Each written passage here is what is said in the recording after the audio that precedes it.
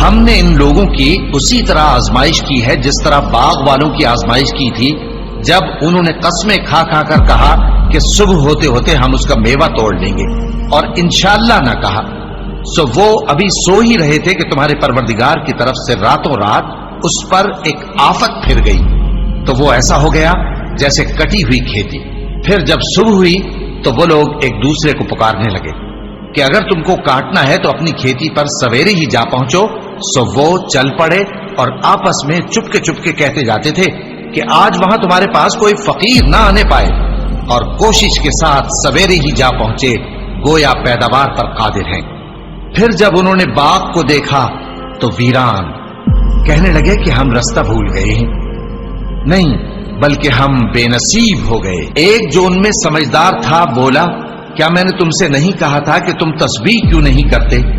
دوسرے کہنے لگے کہ ہمارا پروردگار پاک ہے، بے شک ہم ہی قصوروار تھے۔